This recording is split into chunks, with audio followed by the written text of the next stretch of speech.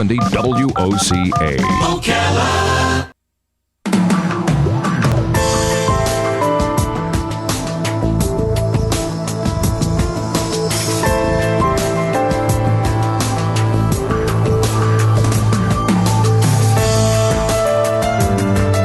If you walk into pretty much all the pharmacies, I think pharmacies are the first to decorate for the next holiday, whatever it may be, and in this case, it's Valentine's Day. That ad, I think, was just about Valentine's Day. It'll remind you. That heart really doesn't look anything like our own heart, does it? I don't even know how that became the symbol of the heart. Right? It doesn't even, not even close. All right, we have in the studio Dr. Bao Hoang. He is a cardiothoracic surgeon at Ocala Health Heart and Lung Surgery. He's going to correct anything I mispronounced right there. And he is the guest of Michelle Hodges. We've met Michelle from Ocala Health before. You don't come in that often, though, so good to see you again, Michelle. Likewise, happy to be here. And we're going to talk about our hearts, right? Valve disease. So really, this is a real specific conversation, isn't it? Yeah, to some extent, yeah. The valves in our hearts can actually get a disease. Oh, yeah, just like anything else in your body. Everything to worry about. So is this what causes heart attacks? Not necessarily, No. but the same thing that causes heart attack can cause valve disease. So some of the things is age, high blood pressure, diabetes, smoking. So all of those factors causes heart attacks and atherosclerotic disease, but it also can affect your valves as well. So help me understand the word cardiothoracic. What does that actually mean? Am I saying it right, first of all? Yeah, well, it is, and you're saying it's just right. It depends. It changes a lot for different people, but I think for my partner and I, Dr. Ocean, it's anything. We operate in anything between the neck and the diaphragm. So that's your breathing muscle. So anything above the abdomen and below your neck, we operate. So that includes heart, lungs, esophagus, thymus, all those glands down there that you might not even heard about. So how can I ask how long you've been doing this? I know you look really young, but the reason I'm asking is because I'm wondering, because now you hear about people getting this non-invasive heart surgery. I mean, people still get pulled open completely, right? You still do? Hardly? No, hardly. No, there's obviously there's still some patients that require the open surgery, is what we call it. Yeah. But I assisted Dr. Ocean just yesterday doing a minimally invasive aortic valve replacement. So with about a 4 or 5 centimeter incision, we can get all this done through those tiny little incisions, rather than back in the old days where they're basically from your neck down to your belly. Are you looking at it with a camera? I mean, is there a camera in there? Or? Well, so some operations we do use cameras. So for lung, we do minimally invasive lung, and that's really nowadays standard of care in certain patients where you really shouldn't do it the big open incisions anymore. And that we use cameras. But for heart, we actually just use our telescopic lenses that we wear, and we do all of this through tiny little incisions. It's not easy by any means, but we get it done. Yeah. Why? Oh, we had met a gentleman the other day, and he said he was going in for his second open heart surgery in March. Now, why would you have to do it more than one time?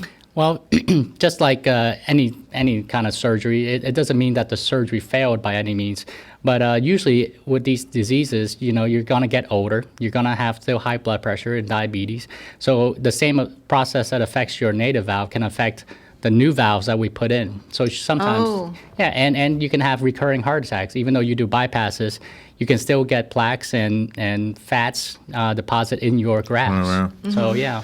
So when we use the word stent, am I saying that right? Or is it, yeah. It looks like it's stent. It has an E in it. Yeah. It looks like stent. Stent? Oh, no. But anyway, so what is that exactly? It's just basically a man-made piece of plastic or steel that gets placed and keeps the vessels open. Do they live, or do they stay in there forever, or do they dissolve after a while? For now, you're actually very intuitive. Yeah, for now they do stay forever, but there's some new stents out, especially in Europe, where they're looking at dissolvable stents. So it goes away several years, so it looks like it's never there. Wow. So that's and that really, gives the body time to heal? Well, it keeps the vessel open so that plaque doesn't reaccumulate there. So then you don't have a heart attack. Yeah. And then that vessel will remain open once that stent dissolves? Well, that's what they're looking at. Oh. Yeah, okay. so that's why it's edge of the technology right now. So we don't know what the long-term results are, but those studies are ongoing in Europe right now. But that's the way of the future. So let me make sure I understand even what a valve is. Is it a tube? Or, I mean, the heart is made. No, it's not a tube. It's not. It's the chambers of the heart. Is it that, or is it something different? Yeah, exactly. So your heart is divided into 4 different chambers, and each of those chambers has valves connecting one chamber to the other. So like little doors, little flaps. Exactly. They're like little doors. They're like a one-way door. So that blood keeps going in the right direction. Sometimes those doors might get a little tight, so that's called stenosis, or it might get leaky, so that blood flows backwards. And we had patients where we're amazed that blood flow forward at all because all their valves are leaky. So that's something that can hurt the body. I hope I don't have leaky valve. Well, do you know it? I mean, do you feel something? Well, yeah. So we can talk about the symptoms, and the symptoms is kind of depends on the type of valve. So some valves are more important than others. So for some valves you might feel, but usually you feel tired. Sometimes you have shortness of breath. You come into the ER because you can't even walk 10 feet. You slowly notice that, I'm not walking as far as I used to. Why do we get old? I don't like getting old. Yeah. No. Do you know what I heard? I don't think any of us like that. Have you ever heard that a jellyfish can reverse its age? Have you ever heard this? No, I have not. Can you do me a favor? Would you study this? Because I think somebody with your brain could figure out how we could apply that to us. No. Not that I want to look like a jellyfish, but... Yeah. Well, I'm sure there's smarter people than I am looking at that, so I'll look at it. Yeah, but you're the only one I know. So, but there's got to be a way. I don't know. I tell you, don't you hate getting old? You look so young. So, well, thank you, but it's not a. I like your glasses too. Oh, thanks. Yeah, they're very. That's what I want. The glasses, you can almost say, is he wearing glasses or not? You almost can't tell. Oh, thank you. Yeah. Can you have artificial valves in your heart? Oh yeah, we do it all the time. Things? Oh yeah, we do it all the time. You do it all the time. Yeah, there's 2 different types of valves. There's mechanical valve, which is the plastic valves that will outlast me and you. How does it stay in there? Oh, we suture it in. It's just sewn in place. It's sewn in place, just like a sewing machine. Wow. So you have a plastic, and then you're like. And then you have tissue valve, which can be made by pig or cow. And you don't have any rejection or anything like that. You don't have to be on rejection medications. Really? No, because it's all acellular, meaning they take out all the living cells, so your body has nothing to react to. So when you're going to use a tissue cell, do you ask the patient what do you prefer, pig or cow? I mean, no, that's actually a decision that we make. I train up in New York, and actually, some of the Jewish folks. I was going to say there might be some religious resentment to this. Yeah, you don't tell them? That's a cow. Just tell them it's a cow. Yeah. We don't. I guess we had some who was very adamant about not getting one or the other. Oh, really? But it's really a decision made by the surgeon, because some valves, depending on what we have and what's available, some valve fits some person better than the other. Can people, when they go in for their yearly checkup, their heart really isn't checked at all, is it? I mean, just breathing, but I mean, you don't go through the X-rays and things. No, shouldn't that be part of it? Well, your family doctor should listen to your heart, and murmurs, basically an irregular heart sound, is one of the first signs. Besides, you also take a good history in terms of, is your legs getting more swollen? Are you walking less? Are you having chest pain or chest tightness when you walk? Or, any of those other signs and symptoms that you might have a valve disease. And if your legs swell, then you might have a heart valve disease? Yeah, it could be. Yep, especially that. But, some of the other stuff is age. Are you at risk for that? If you're a diabetic. Everybody's at risk for age. Yes, that is true. You're right. But usually, it's about 1 in 8 patients over 65 have a valvular disease. Oh, my gosh. Yeah. And with the baby boomers getting older, and we're good with our medicines, and patients are staying alive more till after 80. So do you exercise every day? I mean, you see hearts. You must know the benefit of exercise. Yeah, I know. You don't want to know what my diet or exercise is. Yeah, but you look great. Do I? Oh, you're not a good eater? I like to eat like you. You eat pizza like me? Yeah, I like you do? pizza. Yeah. Michelle's rolling her eyes. Well, that's true.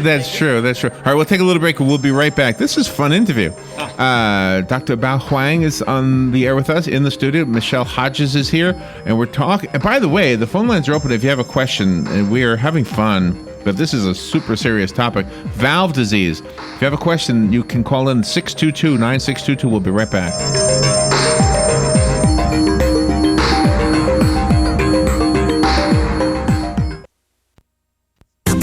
The weather is brought to you by myfwc.com. Safe boating is no accident. For Thursday, mostly cloudy with a couple of showers and a thunderstorm, mainly during the afternoon hours. The high in the 70s to near 80 in the southernmost part of the zone. Mostly cloudy, breezy, and turning cooler Thursday night with periods of rain early, then a lingering shower or two late. Lows will range from 39 in the northwest part of the zone to 51 in the southeast part. Some sunshine returns Friday, a breezy, much cooler day, high 59 to 63. From the Florida Weather Center, I'm Joe Lundberg. Find forests of fun, make mountains of memories, discover your room with a view at the Ocala RV Show. North Central Florida's largest RV show is February 4th through 7th at the Florida Horse Park. Tour hundreds of RVs, local dealers competing for your business. Register to win a $100 gas card every day. No purchase necessary. Thursday through Saturday 9 to 5, Sunday 10 to 4. Adults $5, kids under 16 free. Buy one, get one free Thursday. And military, active, or retired save $2 every day. The Ocala RV Show. For some, Valentine's Day means flowers and candy. Not for us. Join us for the Valentine's Day Massacre, February 13th at the Southeastern Livestock Pavilion. For 7 scheduled bouts of live professional boxing entertainment. Each bout is highlighted with local boxers. So come out and support the future boxing in Ocala. First bout starts at 7 and doors open at 6. Proceeds to benefit the Boys and Girls Club. Tickets start at only $15. Get your tickets at Central Florida Boxing, 1032 Southwest 1st Avenue, or call 352-292-2103.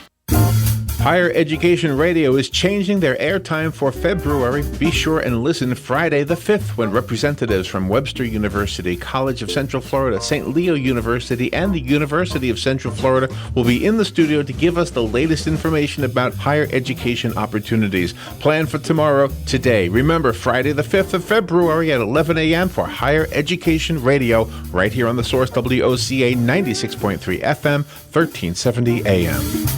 At Ameris Bank, we understand that there is no purchase more exciting than the purchase of a new home. We are dedicated to helping you find the mortgage that meets your needs and giving you the personal attention you deserve. Our mortgage options offer a variety of benefits, including up to 100% financing, down payment assistance, and expansive credit qualifications, all with the competitive rates and exceptional service. Call Ameris Bank today or visit amerisbank.com to learn more. We look forward to serving you. Ameris Bank is an equal housing lender and member of FDIC, a loan subject to credit approval.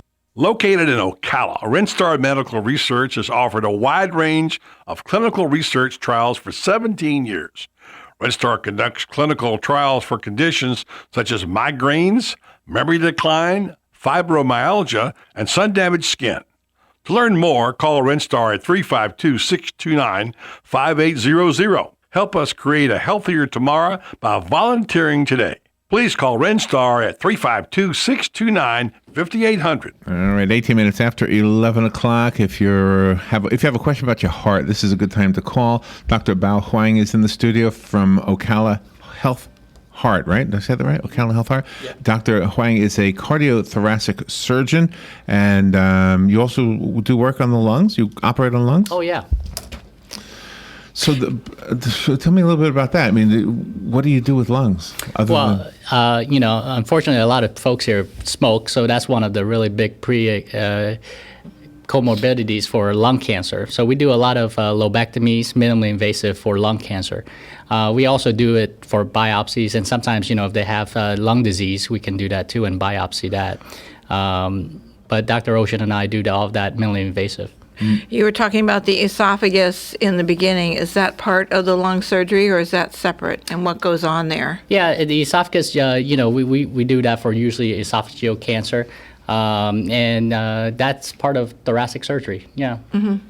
And do you, are you going away from when you cut a hole in there to have people breathe, or is that still part of the Well, we do that too, but that's called a tracheostomy, and usually we do that, for a variety of reasons. Sometimes if their lungs aren't great after a surgery or any kind of other illness, a tracheostomy is sometimes better and quicker to get them off the breathing machine, which is the ventilator. Mm-hmm. So sometimes we have to do that, yeah. And is that permanent? No, that's not permanent at all. So, whenever they're ready, there's different tests that we can do to see if they're ready, and we can downsize that trach. And then once they're ready, we just pull it, and we can do that in clinic, and then just put a little piece of dressing on it, and eventually it'll heal. Oh, my gosh. Yeah, it's healed real quick. Same thing with a G-tube. If you ever heard of that, a feeding tube, you just pull that tube, and then your body will heal over it. Oh, my gosh. Yeah. That is amazing. We have a public service announcement that runs on the air that says that women have a different symptom for a heart attack than men. Does that apply to everything with the heart? Is like a heart valve? Would women have a different? Does it feel different or something? No, I think heart attack and heart valves are kind of different in that aspect. I think for heart valves, females and males, they'll have the similar symptoms in terms of shortness of breath, inability to walk, or decreasing exercise tolerance. And if people have these symptoms, do they come to you first, or do they have to go to their physician first to refer? Yeah, so usually they have to, usually they don't self-refer. Unfortunately, the medical system doesn't work that way. They have to go to their family doctor. If they think that there's something wrong, they can refer to a cardiologist, or they can refer to us if they feel like, they had an echo that shows that they have significant valve disease. You used a word I want to ask you to help me with: comorbidity. Yeah. Anything that has the word morbid in it scares me. All right, so comorbidity would be what? Like anything that could kill you? No, anything that contributes to the disease. So like hypertension, age, diabetes, smoking. So if you have leaky valves in your heart, is it possible that your whole body's breaking down, or is that a symptom of elsewhere in your body things are going? No, not necessarily. No? With there's different reasons why people have heart valve disease, and predominantly it's in the older folks. But we have young patients who have leaky valves as well. Sometimes it can be congenital, meaning they were born with it.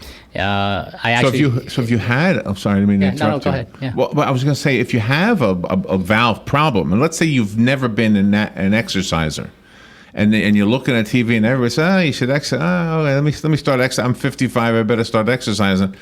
Is it possible that you'll actually cause yourself some harm if you don't get it checked first to be sure you, like, you know what I mean? If you have Well, I guess, possibly, but probably not likely. Oh, really? Yeah, because your body will tell you if that's too much or not. Obviously, if you ignore, you have severe chest pain when you just exercise after you haven't exercised for years. Then you should probably slow down and get that checked out. But if you ignore it, you could probably kill yourself. But I think your body will tell you a lot. Huh. Yeah. I had a friend whose daughter had a baby in the late 1980s, and she was born with a hole in her heart. And the doctor said she would only live to be the age of 10. Well, that when she was 10, then she died then. Well, that was a good doctor. I mean, to predict. Right. Couldn't save her, but he was a good... But has the mortality rate gotten better now when babies are born with holes in their hearts? Are they able to live a normal life? Oh, that's good news. Yes. Yeah.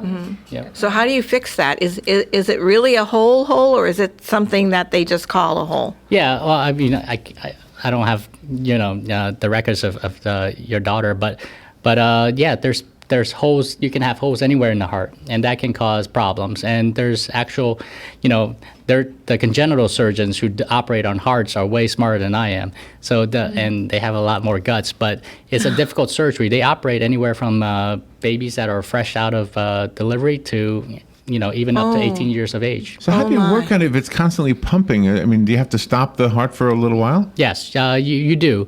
But we actually do surgery called off-pump surgery, where the heart is beating and we're sewing on a beating heart.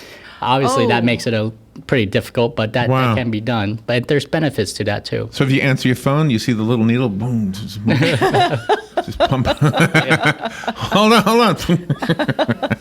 It's a visual right there. Sorry. You have to have a super good demeanor about you when you're actually in the operating room, but when it's before it happens and then after it happens, when you have to go out to talk to the family to tell them how successful it was, how do you keep all of your emotions in check when you do that? It's definitely very hard, especially when you don't have good news. Which I'm glad to say is far and few. Mm-hmm. But there have been occasions like that as well. But, it's always a stress reliever once things go well and you have to talk to the patient's family. That's got to be the best for everybody, for you, for them. I don't think you can ever get used to it. What's the longest time you've spent in surgery? That was actually the longest time ever was in training, and we did a 24-hour surgery. 24 hours? Wow. Yeah, no bathroom breaks. Oh, my gosh. One patient. One patient. One patient, 24 hours. Yeah, it was a tough case, yeah. Oh, my gosh. But okay, so that wasn't a lesson like you said in training, but this was a real person. Oh yeah, this is a person, but that was when I was doing my fellowship. Yeah. Oh, that is absolutely amazing. What did you say when you finally went to the bathroom? Oh, that would be me. Oh, I drive down the interstate. That's what I always hear in those bathrooms. I hear this all the time. The guy is standing and they're going, oh.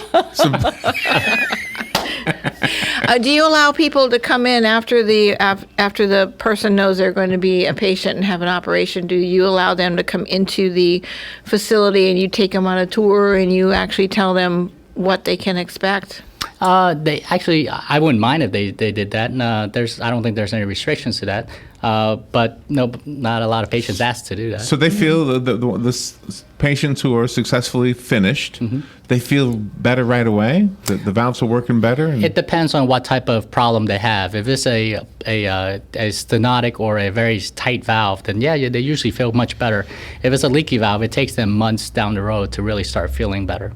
So what role does I'm going to ask you in two ways, like a blood thinner that's prescribed, like Coumadin, or like aspirin? What are your thoughts on those two things? Well, I think everybody should be on aspirin if they don't have any other issues. Yeah, aspirin, baby aspirin. That's what they always say, a baby aspirin. Yeah, baby aspirin. I think anybody should be on that unless they have other problems like bleeding problems or GI problems. Just take one? I don't think it hurts. Do you take one? I don't. Well, how come? I take a multivitamin. Oh, you do? I do. Can I ask you the brand? Because I'm thinking about getting this. I don't know the brand, to be honest with you. You don't know the brand? No. See, I'm not lying, right? I was looking at him yesterday. Right, I said, exactly. maybe we should do vitamins. I never did vitamins. Well, when I was a kid, maybe Flintstones, but...